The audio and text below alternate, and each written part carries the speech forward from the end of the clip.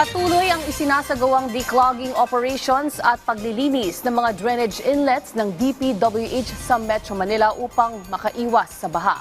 Si JM Thompson sa Detalye Live. JM?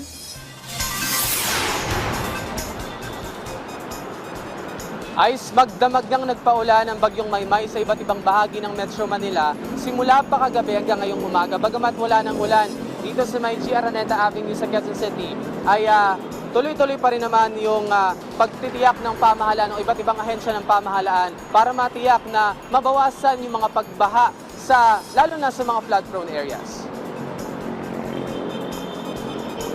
Patuloy na ipinatutupad ng Department of Public Works and Highways ang iba't ibang aktibidad para maiwasan ang mga pagbaha at masiguro ang kaligtasan ng mamamayan sa ilalim ng Oplan kontra baha.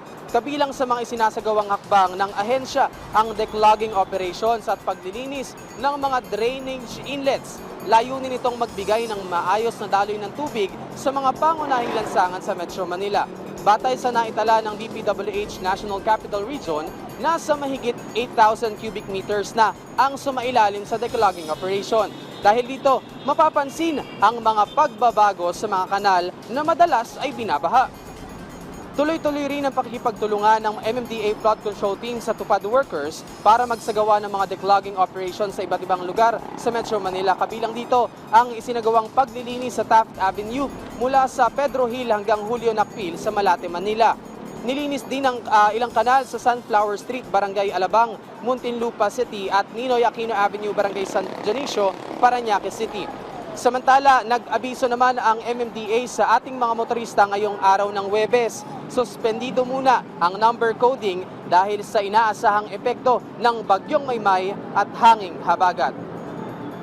Ayos ngayong tag-ulan, hindi tumitigil yung DPWH at MMDA na magpaalala sa ating mga kababayan na mahalaga o yung disiplina sa ating mga kababayan sa pagtatapon ng basura. Kagaya na lang ng mga drainage inlet na ito, kapag nabarahan ng mga basura ang drainage inlet na ito, mahihirapang makadaloy yung tubig ulan dahilan o magdudulot ito ng mga pagbaha. Kaya naman mahalaga na kahit anong basura, maliit man yan, ay itapon natin sa tamang basurahan. Ay samantala, meron namang mga motorista rin ngayon dito sa may G. Araneta Avenue at ingat po sa mga bumabiyahe dahil basa at madulas po ang kalsada dahil sa ulan. Ayos? Maraming salamat, JM Thompson.